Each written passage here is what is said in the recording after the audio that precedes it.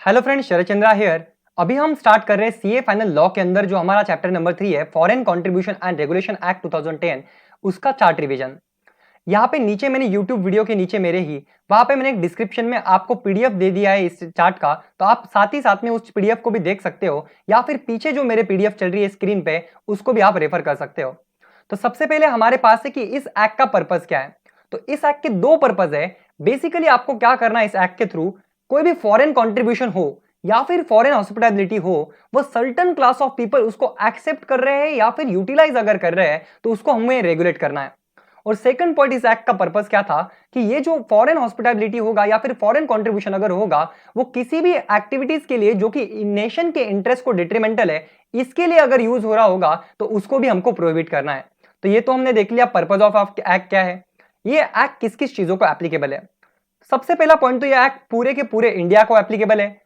ऐसे Indian citizens जो India के बाहर रह रहे हैं उनको भी एक एक्ट एप्लीकेबल है। और थर्ड पॉइंट, कोई भी ब्रांच या फिर सब्सिडरी होगी किसी इंडिया के अंदर इनकॉर्पोरेटेड बॉडी कॉर्पोरेट की जो इंडिया के बाहर सिचुएटेड है, तो ऐसे केस में वो ब्रांच और सब्सिडरीज को भी ये एक्ट एप्लीकेबल है। ये हमने देख लिया पर्पज ऑफ एक्ट क्या है और एप्लीकेबिलिटी ऑफ एक्ट क्या है। तो अभी अभी हमने पर्पज में देखा था कि फॉरेन कंट्रीब्यूशन या फिर फॉरेन हॉस्पिटैलिटी को हमको रेगुलेट करना है कुछ केसेस में, और कुछ केसेस में हमको उसको प्रोहिबिट करना है। तो हमारे लिए बहुत ज्यादा इंपॉर्टेंट हो जाता है फॉरेन कंट्रीब्यूशन का मतलब क्या है और फॉरेन हॉस्पिटैलिटी का मतलब क्या है। तो सबसे पहले हम देखते हैं foreign contribution. Section 2 subsection H define करता है फॉरेन कंट्रीब्यूशन को। ये कहता है कि कोई भी डोनेशन अगर आपको मिल रहा होगा, डिलीवरी अगर आपको मिल रही होगी, या फिर ट्रांसफर अगर आपको हो रहा होगा किसी फॉरेन सोर्स से किसी भी आर्टिकल का, करेंसी का या फिर सिक्योरिटी का, तो हम उसको फॉरेन कंट्रीब्यूशन कहेंगे। लेकिन आर्टिकल के बारे में जब ये लोग कह रहे थे तो उन्होंने एक आपको एग्जाम्पशन यहां पे दे दिया। उन्होंने कहा अगर ये आर्टिकल किसी पर्सन को एज अ गिफ्ट मिल रहा होगा पर्सनल यूज के लिए, जिसकी मार्केट वैल्यू इंडिया के अंदर 1 लाख रुपए के ऊपर नहीं है, तो ऐसे केस में वो फॉरेन कंट्रीब्यूशन नहीं माना जाएगा।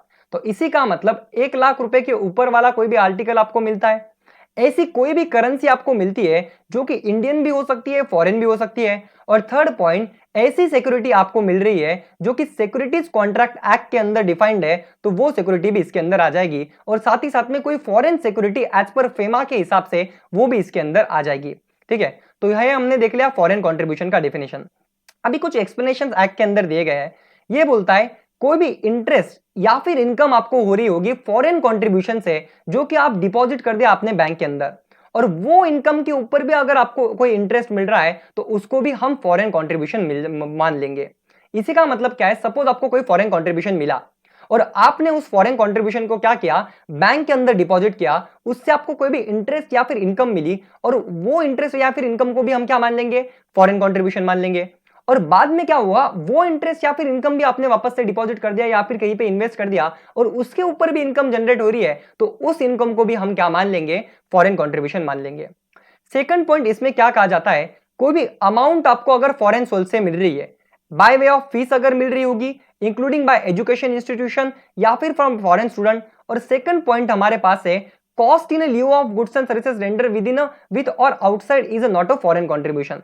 तो ये एक्ट कहता है कोई भी फीस आपको अगर मिल रही होगी जो कि एजुकेशन इंस्टीट्यूशन को भी मिल रही होगी फॉरेन स्टूडेंट से, या फिर कोई भी कॉस्ट अगर आपको मिल रही होगी गुड्स एंड सर्विसेज रेंडर करने की वजह से, तो उसको हम फॉरेन कंट्रीब्यूशन नहीं मानेंगे। यहां पे एक चीज नोट करना आपके लिए इंपॉर्टेंट है कि यहां पे जो शब्द यूज किया गया है वो cost in lieu of goods and services बोला गया है, ना कि इन्होंने क्या बोला कि सेलिंग प्राइस बोला क्या नहीं बोला।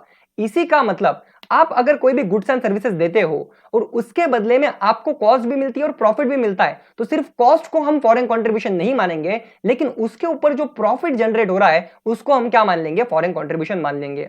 और लास्ट पॉइंट हमारे पास एक्सप्लेनेशंस में है कि कोई भी कंट्रीब्यूशन अगर रिसीव्ड हो रहा होगा agent from agent of foreign source toward the such A fees और कॉस्ट, तो उसको भी हम फॉरेन कंट्रीब्यूशन नहीं मानेंगे।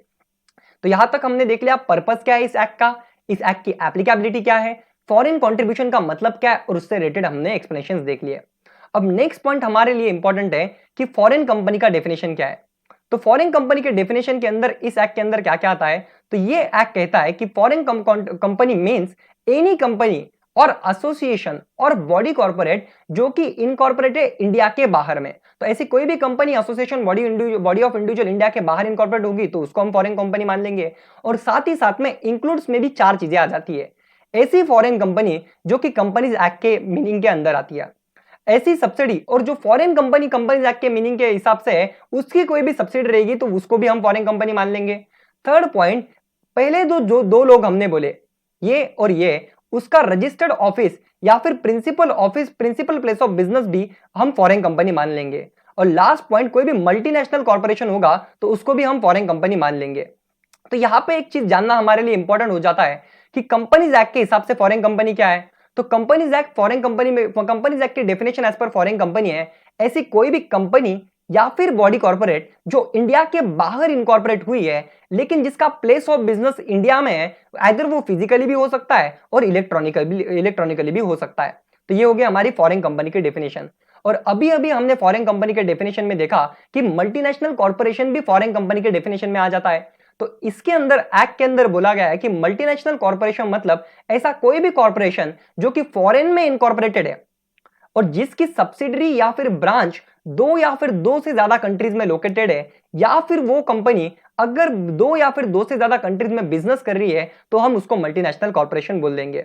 तो फिर एक बार मैं मल्टीनेशनल कॉर्पोरेशन को बताता हूं कि समझो क्या हुआ है कि एक कंपनी है जो फॉरेन में इनकॉर्पोरेटेड है, या तो वो क्या करती है उसकी सब्सिडी या फिर ब्रांचेस दो या फिर दो से ज्यादा कंट्रीज में लोकेटेड है, या फिर उसका बिजनेस दो या फिर दो से ज्यादा कंट्रीज में लोकेटेड है, तो उसको हम मल्टीनेशनल कंपनी बोल सकते हैं या फिर कॉर्पोरेशन बोल सकते हैं।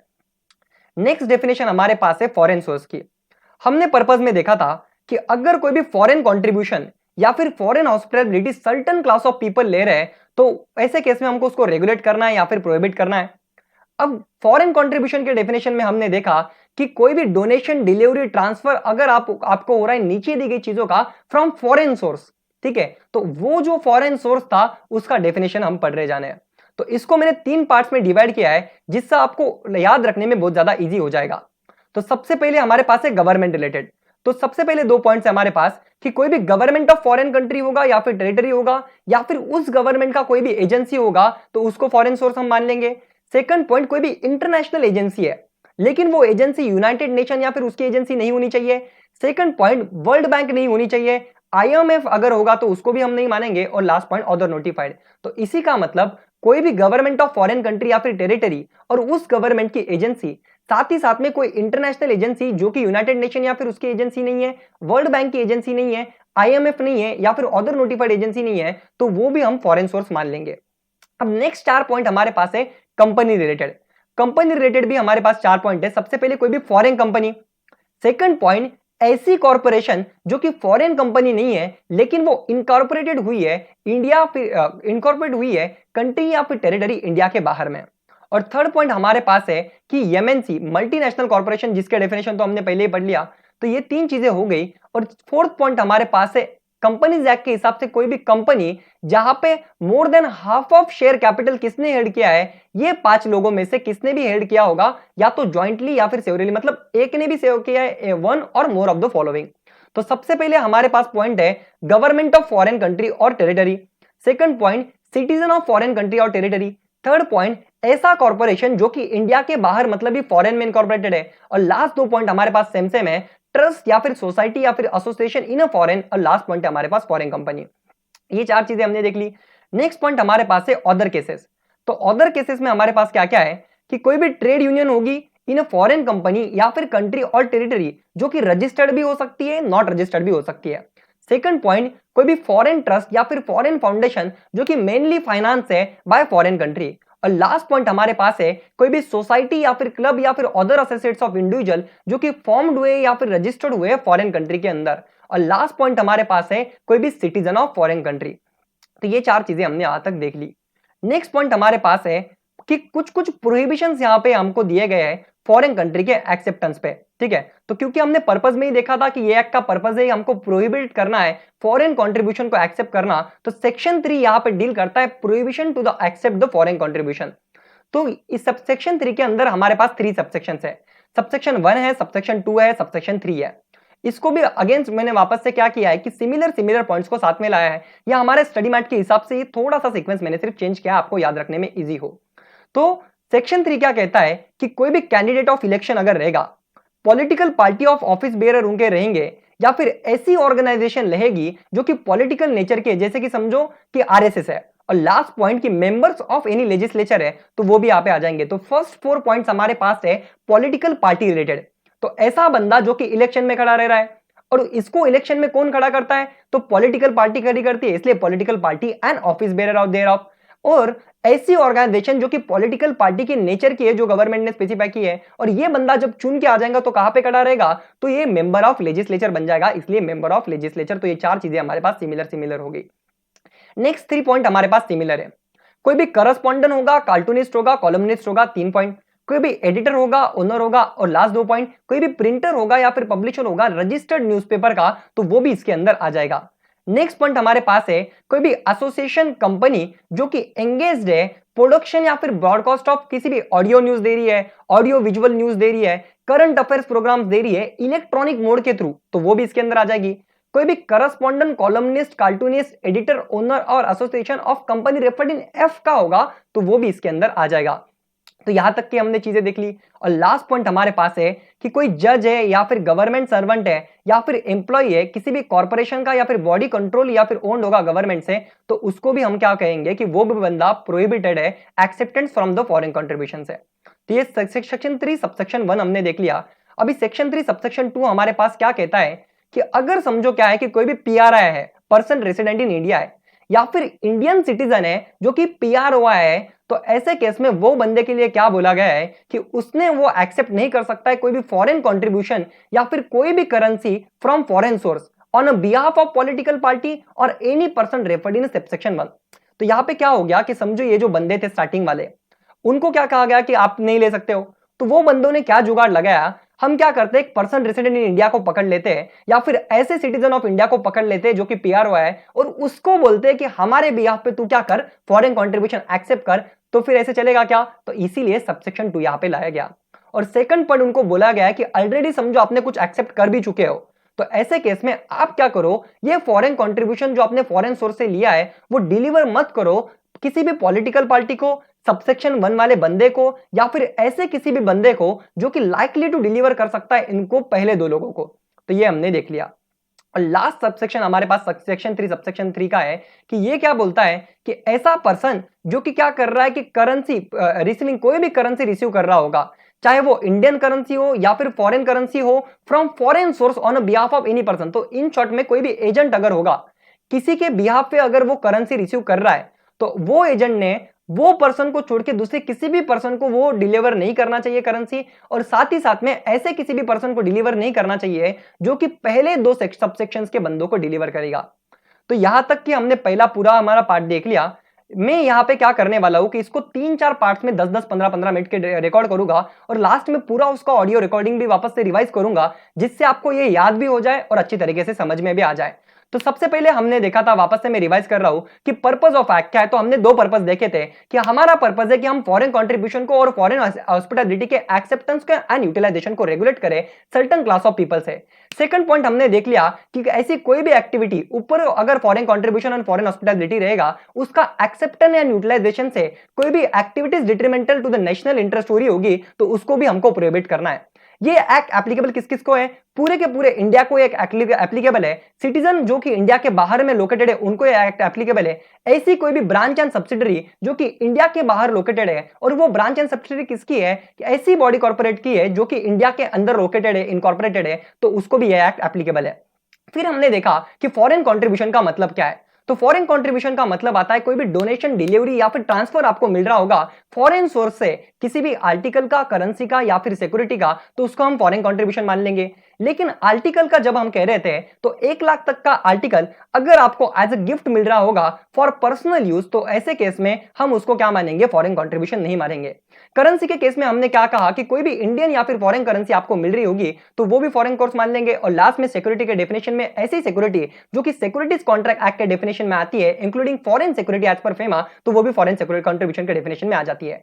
नेक्स्ट पॉइंट हमने उसके बाद देखा था एक्सप्लेनेशंस के अंदर कोई भी इंटरेस्ट या फिर इनकम मिलती है फॉरेन कंट्रीब्यूशन कंट्रीब्यूशन जो कि आपने डिपॉजिट किया है बैंक के अंदर और उसके ऊपर भी कोई आपको इंटरेस्ट मिलता है तो उसको भी हम फॉरेन कंट्रीब्यूशन मान लेंगे। लेकिन दो चीजों को हम फॉरेन कंट्रीब्यूशन नहीं मानेंगे, ऐसी कोई भी फीस अगर किसी एजुकेशनल इंस्टीट्यूशन को भी मिलती है। और सेकंड पॉइंट हमने कहा क्या कहा कि cost in lieu of the goods and services render with और outside India is not a foreign contribution. इसीलिए लेकिन आपको क्या याद रखना है कि प्रॉफिट अगर आपको फॉरेन कंट्रीब्यूशन पे हो रहा होगा तो उसको हम मान लेंगे। नेक्स्ट पॉइंट हमारे पास है कंट्रीब्यूशन अगर एजेंट से मिल रहा है आपको किसी फॉरेन सोर्स के टूवर्ड सच ए फीस और कॉस्ट, उसको भी हम फॉरेन कंट्रीब्यूशन नहीं मानेंगे। इसके बाद में हमने देखा था कि फॉरेन कंपनी का डेफिनेशन क्या है, तो इसमें हमने दो चीजें देख ली, foreign company means and foreign company includes. Foreign company means के अंदर हमारे पास आता था कोई भी कंपनी या फिर एसोसिएशन या फिर बॉडी ऑफ इंडिविजुअल जो कि इंडिया के बाहर इनकॉर्पोरेटेड है। और लास्ट में हमने देखा कि फॉरेन कंपनी के डेफिनेशन में इंक्लूड होता है कोई भी फॉरेन कंपनी जो कि कंपनीज एक्ट के हिसाब से डिफाइंड है, कोई भी सब्सिडी ऑफ फॉरेन कंपनी जो कि आई की है। और थर्ड पॉइंट पहले जो दो लोग हमने बोले उसका रजिस्टर्ड ऑफिस और प्रिंसिपल प्लेस ऑफ बिजनेस। और लास्ट पॉइंट हमने देखा कोई भी मल्टीनेशनल कॉर्पोरेशन। इसमें एक चीज हमको याद रखनी है कि फॉरेन कंपनी पर कंपनीज एक्ट क्या था हमारे पास, कोई भी कंपनी या फिर बॉडी कॉर्पोरेट जो इंडिया के बाहर में इनकॉर्पोरेटेड है और place of business in India, जिसका प्लेस ऑफ बिजनेस इंडिया के अंदर है आइदर फिजिकली और इलेक्ट्रॉनिकली। फिर इसके बाद में हमने देखा मल्टीनेशनल कॉर्पोरेशन का डेफिनेशन क्या है, तो ऐसा कॉर्पोरेशन जो इंडिया के बाहर इनकॉर्पोरेट होता है जिसकी सब्सिडी या फिर ब्रांच दो या फिर दो से ज्यादा कंट्रीज में लोकेटेड है, या फिर वो बंदा क्या कर रहा है, वो कंपनी क्या कर रही है, कैरीज कर रही है बिजनेस दो या फिर दो से ज्यादा कंट्रीज में। नेक्स्ट डेफिनेशन हमने देखी फॉरेन सोर्स की डेफिनेशन, तो हमने इसको तीन सेक्टर्स में डिवाइड किया था, government related, company related and other cases. Government related में हमारे पास दो चीजें थी, एक तो गवर्नमेंट ऑफ फॉरेन कंट्री या फिर टेरिटरी एंड उस गवर्नमेंट का एजेंसी। और नेक्स्ट हमने देखा ऐसी कोई भी इंटरनेशनल एजेंसी, लेकिन इंटरनेशनल एजेंसी के अंदर चार लोग नहीं आएंगे, यूनाइटेड नेशंस एंड उसकी एजेंसी नहीं आएगी, कोई भी वर्ल्ड बैंक नहीं आएगा, IMF नहीं आएगा और अदर नोटिफाइड एजेंसीज इसके अंदर नहीं आएगी। नेक्स्ट पॉइंट हमारे पास था कंपनी रिलेटेड। कंपनी रिलेटेड के अंदर हमारे पास चार चीजें थी, एक तो कोई भी फॉरेन कंपनी, ऐसी कॉर्पोरेशन जो कि फॉरेन कंपनी नहीं है लेकिन वो इनकॉर्पोरेटेड आउटसाइड द इंडिया है। थर्ड पॉइंट हमने देखा कि मल्टीनेशनल कंपनी। और लास्ट पॉइंट हमने देखा ऐसी कंपनी जो कि कंपनीज एक्ट के हिसाब से है जिसमें हाफ से ज्यादा शेयर कैपिटल नीचे दी गए पांच लोगों ने ऐड किया है, या तो गवर्नमेंट ऑफ फॉरेन कंट्री या टेरिटरी ने, सिटीजन ऑफ फॉरेन कंट्री या टेरिटरी ने, ऐसी कॉर्पोरेशन ने जो कि इंडिया के बाहर इनकॉर्पोरेटेड है, ट्रस्ट सोसाइटी या फिर एसोसिएशन है जो कि फॉरेन में है, और लास्ट में हमारे पास था फॉरेन कंपनी। नेक्स्ट पॉइंट हमने देखा कि अदर केसेस हम कह रहे हैं, तो अदर केसेस में हमारे पास चार चीजें थी, ट्रेड यूनियन जो कि फॉरेन कंपनी, ट्रेड यूनियन जो कि इन फॉरेन के अंदर है, या फिर हम क्या कह रहे हैं कि कंट्री या फिर टेरिटरी में जो कि रजिस्टर्ड या फिर नॉट रजिस्टर्ड भी रह सकते हैं। सेकंड पॉइंट हमने देखा था कि फॉरेन ट्रस्ट या फिर फॉरेन फाउंडेशन जो कि मेनली फाइनेंस हो रही है फॉरेन कंट्री से। थर्ड पॉइंट हमने देखा ऐसी कोई भी सोसाइटी, क्लब या फिर अदर एसोसिएट्स या फिर इंडिविजुअल्स हो गए जो कि फॉर्म्ड या फिर रजिस्टर्ड है फॉरेन कंट्री के अंदर। और लास्ट पॉइंट हमने देखा कोई भी सिटीजन ऑफ फॉरेन कंट्री होगा तो वो भी इसके अंदर आ जाएगा। इसके बाद में लास्ट में हमने देखा था सेक्शन 3, कोई कोई लोगों को फॉरेन कंट्रीब्यूशन एक्सेप्ट करना प्रोहिबिटेड है। तो फर्स्ट सेक्शन सबसेक्शन 1 हमने देखा था, सबसेक्शन 2 हमने देखा था और सबसेक्शन 3 हमने देखा था। सबसेक्शन 1 में हमने सबसे पहले हमने दो पार्ट्स में, तीन पार्ट्स में उसको डिवाइड किया था। पहले पार्ट में हमारे पास चार चीजें थी, ऐसा कैंडिडेट जो कि इलेक्शन के अंदर खड़ा रहा है, ऐसे पॉलिटिकल पार्टी या फिर ऑफिस बेयर उसका होगा तो वो भी आ जाएगा, ऐसी ऑर्गेनाइजेशन जो कि पॉलिटिकल नेचर के, जैसे हमने एग्जांपल देखे RSS, और लास्ट पॉइंट हमने देखा कोई भी मेंबर ऑफ एनी लेजिस्लेचर होगा तो वो भी इसके अंदर आ जाएगा। नेक्स्ट चार चीजें हमने, तीन चीजें हमने बोली, कोई भी करस्पॉन्डेंट, कॉलमनिस्ट, कार्टूनिस्ट होगा, या फिर एडिटर ओनर होगा, या फिर प्रिंटर पब्लिशर होगा रजिस्टर्ड न्यूज़पेपर का। नेक्स्ट पॉइंट हमने F देखा, कोई भी एसोसिएशन या फिर ऐसी कंपनी जो कि प्रोड्यूस करती है या फिर ब्रॉडकास्ट करती है audio news, audio visual news, current affair programme किसी भी इलेक्ट्रॉनिक मोड के थ्रू, तो वो भी इसके अंदर आ जाएगी। और ऐसा और ये जो F में हमने बंदा बोला उसका कोई भी करस्पॉन्डेंट, कार्टूनिस्ट, कॉलमनिस्ट या फिर एडिटर ओनर अगर होगा या फिर एसोसिएशन होगा तो उसका भी हम बोल देंगे। और लास्ट पॉइंट हमने देखा था कोई भी जज, government servant, employ of any corporation या फिर बॉडी कंट्रोल बाय गवर्नमेंट, तो वो भी यहाँ पे आ जाएगा। सबसेक्शन 2 में हमने देखा कि PRI होगा या फिर सिटीजन ऑफ इंडिया होगा जो कि PRI है, तो ऐसे केस में हमने क्या कहा था कि वो उस बंदे ने सबसेक्शन 1 के इंसान के लिए या फिर पॉलिटिकल पार्टी के लिए कोई भी फॉरेन कंट्रीब्यूशन एक्सेप्ट नहीं करना चाहिए। और सेकंड पॉइंट हमारे पास है कि वो बंदे ने कोई भी फॉरेन कंट्रीब्यूशन जो कि उसने एक्सेप्ट किया है या फिर फॉरेन सोर्स से एक्सेप्ट ऑलरेडी करके चुका होगा, तो सबसेक्शन 1 के इंसान को मत दो या फिर ऐसे इंसान को मत दो जो कि इन लोगों को डिलीवर कर सकता है। और लास्ट में सबसेक्शन 3 हमने देखा कि पर्सन अगर रिसीव कर रहा होगा कोई भी करेंसी किसी इंसान के बिहाफ पे, तो ऐसे केस में वो बंदा छोड़ के दूसरे किसी भी बंदे को उसने डिलीवर नहीं करना चाहिए, या फिर सबसेक्शन 1 या फिर सबसेक्शन 2 के बंदे को उसने डिलीवर नहीं करना चाहिए। तो ये हमारा फर्स्ट पार्ट रिकॉर्ड हो चुका है। बाकी के पार्ट्स भी जल्दी मैं मेरे यूट्यूब चैनल पे डाल दूंगा और आपको ये बार बार रिवाइज करना है। लास्ट में ये जो मैंने 5 मिनट का क्लिप रिकॉर्ड किया है, 2 मिनट का क्लिप रिकॉर्ड किया है, सारे क्लिप्स का एक अलग से यूट्यूब वीडियो भी चैनल पे डाल दूंगा। तो thank you so much friends.